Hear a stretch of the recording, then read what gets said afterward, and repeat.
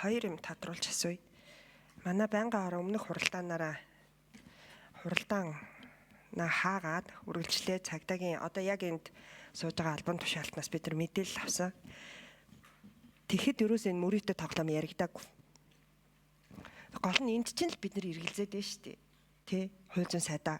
Та одоо мөрөөдө тоглоом хүнийг амиа орлоход хүргэсэн гээд угаасаа шалгаж яасан энэ хоёр иргэн тухай одоо ярих ч өөрөө утгагүй шүү дээ. Ямар ч логикийн ямар ч холбоо хамааралгүй юм яриад байгаа зү. Тэгээ хамгийн гол нь бидний тодруулаад асуугаад байгаа юм энэ баггүй.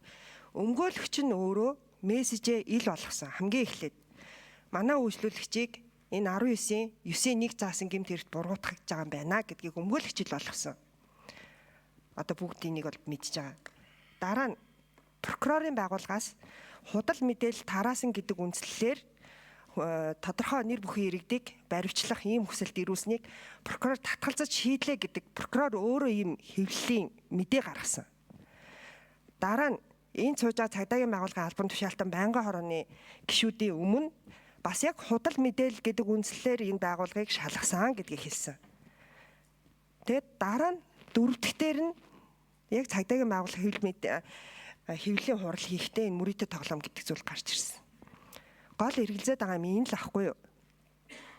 Тэгэхээр бидний одоо нөгөө тодруулаад асуугаад байгаа юм тухайн одоо хойшлуулшгүй ажиллагаа хийх заашгүй гарцаагүй ямар нотлого харимт үнэхээр тийм гарцаагүй үндэслэл байсан юм уу байгаагүй байна гэдэг чинь өөрөө яг ингээд удаа дараагийн чинь ингээд хийж байгаа мэдээллүүдэр бүгд ингээд няцаагдаад байгаа байхгүй хоорондоо ингээд зөрчилдөд байгаа. Тэр яалчгүй иргэд энэ дээр эргэлзээд байна. Би ч өөрөө эргэлзэж байна. За тодорхой асуултаа асууя. Бас яг энд байгаа цагдаагийн алба хаагч хэлжсэн. Худал мэдээлэл тараах гэдэг хэрэгээр шалгаж байгаа хэдий ч гэсэн бид нар ерөөсөө энэ байгууллагын хэвлэлийн эрх чөлөөтэй холбоотой асуудлаар хяналт шалгалтын ажиллагаа явуулаагүй гэдэг ийм одоо мэдээллийг хэлсэн. Тэгээд худал мэдээлэл гэдгээр шалгаж байгаа мөртлөө хэвлэлийн нийтлэг эрхтэй хамаагүй маа гэдэг би бол ерөөсөө энэ логикийг бас ойлгохгүй байна. Энийг одоо та тайлбарлаад өгөх юм уу эсвэл цагдаагийн алба хаагч өөрөө дахиад тайлбарлах юм уу? Одоо яг ийм микрофонтой камерын өмнө тайлбарлаад өгч хэвлэлийн нийтлэг эрх чөлөөтэй хамаатай юм уу хамаагүй юм уу? Хэрвээ хамаагүй болвол тэр холбогдох тоног төхөөрөмж камера гэдэг ингээд өчнөө олон юмнууд хураагдлаа гэл ингээд хүмүүс гомдол гаргаад идэг. Яг хэвлэлийн нийтлэг эрх чөлөөтэй хамаагүй бол ягаад энэ тоног төхөөрөмжүүдийн отоо олтол олохгүй байгаа юм бэ? Хоёрдугаар асуулт. Шүнжэнгөө тэр цагдаагийн байгууллага дээр суулгасан гэдэг асуудал тодорхой болсон тийм. Энэ баривчлага юм уу, саатуулах ажиллагаа юм уу? Эрүүгийн процессын хуулийн дагуу хийсэн юм уу? Цагдаагийн албаны тухай хуулийн дагуу хийсэн юм уу? Хэрвээ эрүүгийн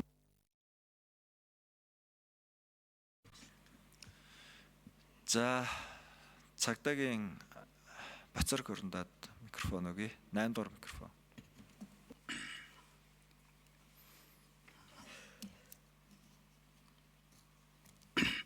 За гишүүний асуултанд хариулъя.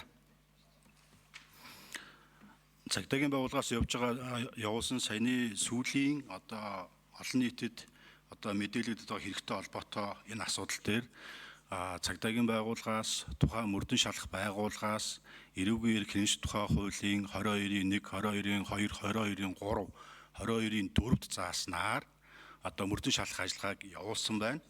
Энэ хүрээнд тухайн харьяалах хяналт тавих чиг үүрэг бүхий прокурор нь хянаж үзээд хууль зааснаар хүчинтэй тооцоод цаашаа мөрдөн шалах ажиллагаа прокурорын хяналтанд үргэлжлээд явагдаж байгаа. Тэр мэдээлэл өгсөнтэй холбоотойгоор бас нэмэлт тайлбар хэлэхэд яг миний хувьд бол тухайн үед бол нөхцөл байдлаа хэлжсэн нэг гадуур ажилдаа явж байгаа шууд дуудагдаад ирсэн анхны ерөөсөө яг мэдээлэл дөнгөж аваад ингэжээс учраас тодорхой мэдээлэл надад бол байгаагүй анхны мэдээлэлээр л ярьсан. Тухайн нөхцөл байдал нь анхандаа ерөөсөө л тийм байсан. Юу яд юм бэ? Сүүлд одоо цагдаагийн байгууллагаас бол мэдээллийн талаар тайлбараад өгсөн байж байгаа. Сайдаас сая мэдээлэл бас та бүхэнд бол тайлбарлалаа. Хэрэг хүртгэлтийн 2 дугаартай хэрэг байна. Үүнээс гадна одоо гомдол мэдээллийн дугаартай бас нэг гомдол мэдээлэл бүртгэж байгаа юм байна. Эдгээр нөхцөл байдлуудыг эхний ээлжинд бол гомдол мэдээллийн мэдээллүүдийг танилцуулж байгаад төгсгөл рүүгээ одоо нөгөө өмнө хэрэг хүртэлтийн хэргийн мэдээллүүдийг хамттан танилцуулсантай холбоотойгоор олон төрлийн мэдээлэл өгж байгаа байдлаар бол бас андуурагдсан гэдэг юм уу, ийм нөхцөл байдал бол үүсэн байж болзошгүй байна. Цаашдаа энэ асуудал дээр холбогдох мөрдөн шалах байгууллага, холбогдох албан тушаалтнуудад бол сайн анхааруулж хэлж ярих болно, уламжлах болно. Алтан гэрэл сайдын микрофон өгөөгүй. Тийм, манай баасан жаргал гишүүн нөгөө байгууллагын шалгасан гэдээ яриандаа ярьчлаа. Байгууллагыг ерөөсөө шалгаагүй гэж ойлгож байгаа. Ийм мэдээлэл ерөөсөө байхгүй ш. Байгууллага гэдэг үг байхгүй. Тэгээд энэ дээр хууль бусаар мөрөдө тоглоом зохион байгуулах хэрэг байна уу? Байна. Шалгаж байна. Бусдыг амын орлогод хүрэх хэрэг байна уу? Байна. Худал мэдээлэл тарах гэмт хэрэг гомдол байна уу? Байна. Олон төрлийн зүйл дээр шалгалтын ажиллагаа явуулж байгаа гэдэг нь мэдээллийг л хэлээд байгаа. Эднэр хэрвээ өөрчлөгдсөн бол тэр 2022 оноос 2024 оноос шалгаж ирсэн энэ хэрэгүүдийн процессын явцын үйл ажиллагаа бүгд явж байгаа шүү дээ. Одоо энэ зүйл зориулаад тэнд хэн нэг хүнийг амь насын хохирох боломж байхгүй. Одоо энэ хэрэгт зориулаад тэр хүнийг 9-10 тэрбум төгрөгөөр нөхөж тоглуулах боломжгүй хэрэг явж ирсэн гэдгийг л хэлж байгаа. Харин санаа зовж байгаа асуудлыг чинь ойлгож байгаа маа. Энэ хэвлэлийн идэл хэрэгчлөөтэй холбоотой байж магадгүй.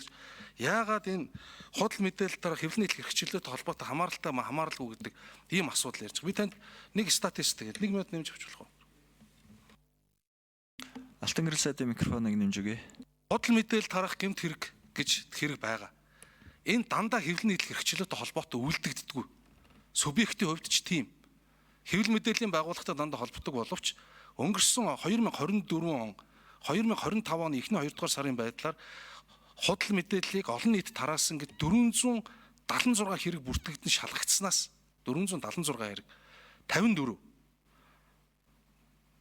54 сэтгүүлчд хэвлэл мэдээлэлтэй холбоотой байна. Өөрөөр хэлбэл 422 хэрэг нь сэтгүүлч хэвлэлийн идэл хэрэгчлөөтэй холбоогүйгээр бусдыг цахим сүлжээнд доромжилсан, нэр төрд нь халдсан, худал мэдээлэл тараасан гэдэг ийм гэмтэргээр явж байгаа учраас заавал энэ хэрэгүүд хоорондоо шалтгаан толгоонтой байх ёстой, хэвлэлийн идэл хэрэгчлөөтэй холбоотой байх ёстой гэсэн дүгнэлтийг хийж болохгүй байгаа гэж байна.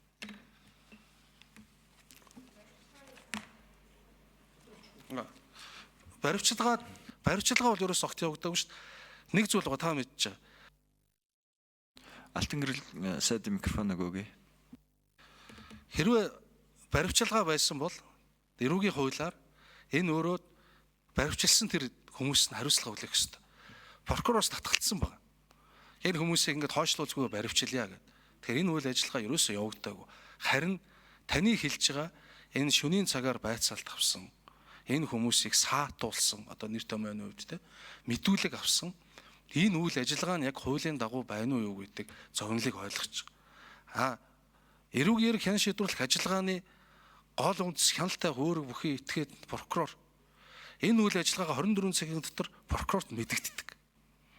Энэ үйл ажиллагаа нь явагдсан байна гэж ойлгож байгаа. Баримтлах үйл ажиллагаа бол огт явагдаагүй. Шүүхийн журмаар цагдаа хорж байгаа үйл ажиллагаа бол энэ хэрэг хян шийдвэрлэх ажиллагааны журмын дагуу ганцхан энэ хэрэг шалгаж байгаа иргэн биш, өөр бас 2 иргэний хувьд хоригдсон гэдэг ийм мэдээлэлтэй байна. За одоо Дандны баасан жаргал гишүүн тодруулъя. Одоо нэг штэ тий? Ог ах штэ. За тэгтээ багтаач. Би гол нь яагаад баримтчилгаа юм уу, саатуулах юм уу гэж тодруулаад асуугаад бүтэн шүнжэнгөө хүнийг явуулахгүй байлгана гэдэг чинь өөрөө ямар нэгэн байдлаар хууль зүйн үндслэлээр нэг байлгаад байна да. Нэг процессын хуулиар.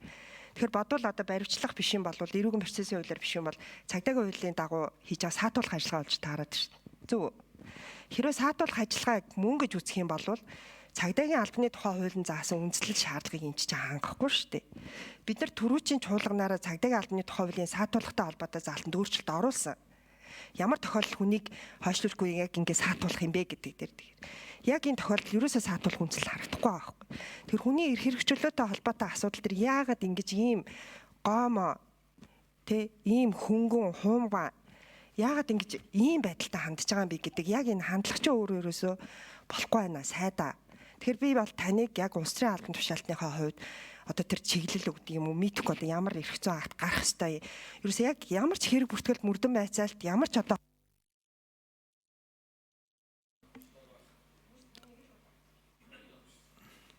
За 1 минут өгье. таны явцад ямар ч юм үнэлэхгүйгээр хүнийг ийм байдалд оруулж байгаа энэ дээр та нар залруулга засах Эсвэл уучлахгүй бах. За одоо уучлахгүй ч гэж манайхан баг байхгүй л ах л та. Залруулах энэ ажиллагаагаа хийгээсэй гэж хүсэж байна. Хоёрдугаар хэвлэлийн эрхчлөлтөд хамаагүй гэж байгаа болвол тэр хурааж авсан эзүүл дээр үзлэг хийх явц чинь хамгийн чухал нарийн байгаа. Одоо шинэ өмгөөлөгчийг ямар нэгэн хэрэгт холбогдуулаад шалгаад миний бүх материалыг хурааж авлаа гэхэд миний материал дотор үйлчлүүлэгч асар их нууц байгаа. Яг үүнтэй адилхан сэтгүүлчдэд их сурвалжийн нууц гэж байдаг.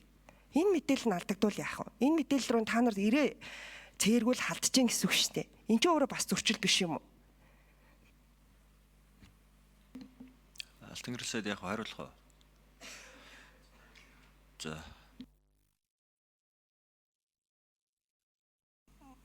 За гишүүний зөвнөлийг ойлгож байна. Гэхдээ одоо манай хуульд энэ их сурвалжийн нууц гэж байхгүй шүү. Бид нар бас хэдүүлээ асуудлаа ярих хэрэгтэй. Хуульд их сурвалжийн нууц гэж өнөөдөр байхгүй. Шинээр өргөн барьсан төсөлд их сурвалжаа нууцлах хэрэгтэй гэд орцсон явж байгаа. Та бас энийг мэдчихэж байгаа үнэ. Гэхдээ энийг нууцлах ёсгүй гэж хэлээгүй. Нууцлах ёсгүй гэж хэлээгүй. Их сурвалжаа нууцлахыг өнөөдөр л бид нар хуулийн төсөлтөөр оруулаад хууль зүйн тогтоодоргийн яамнаас болон засгийн газар санаачилж байгаа хууль дээр байгаа шүү. Өнөөдөр хэвлэлийн эрхчлөөний дөрвөн зүйлтэй хууль дээр чи энэ тухайд нэг ч зүйл байхгүй шүү. Тэрийг санаачлаад явж байгаа. Тэгэхээр үзлэг нэгжлэг хийж байгаатай холбоотойгоор тэр мэдээлэл аюулгүй байдлын санаа зовж байгаа асуудлыг ойлгож байгаа. Тэгээ энэ дээр нэг юм асуудал байгаад байгаа юм билээ. Энэ шүүх шинжилгээнд дүгнэлтийг шүүх шинжилгээний үндэсний хүрээлэн гаргах ёстой.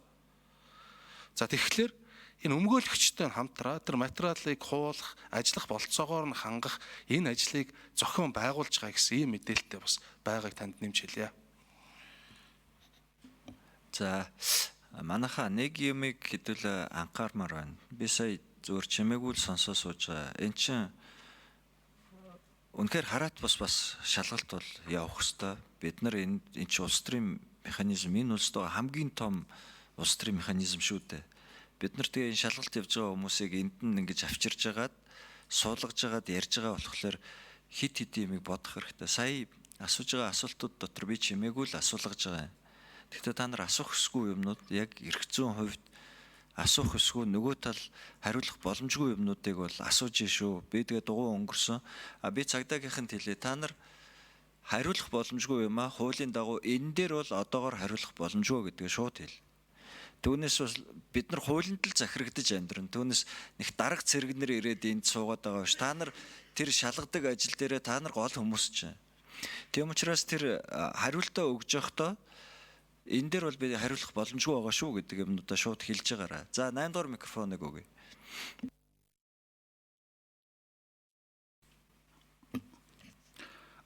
Баасан жаргал гишүүний асуултан дээр нэмэлтээр хариулъя. Саатуулах ажиллагаа бол явагдаагүй бөгөөд үндсэндээ захим төхөөрөмж гар утас тавилын зэрэгт үзлэг хийхэд тухайн эзэмшигчийг, тухайн өмчлөгчийг өөрийг нь байлцуулдаг. Байлцуулаад тухайн төхөөрөмжөнд юу байгаа юм бэ гэдгийг яг хүнлэгийн гэрч нөгөө нотлох бүхэл ажиллагаа хийж байлцуулдаг учраас эзнийг нь өөрийгөө байлцуулах ажиллагаа маань өөрөө удаашрсан ийм нөхцөлөдлүүд бас байгаа гэдгийг бол манай холбогдохоос байгууллагуудаас бол надад мэдээлэл бол ирүүлсэн. Үнийг нэмэлтээр хариулъя. За дамжны микрофоныг өгье.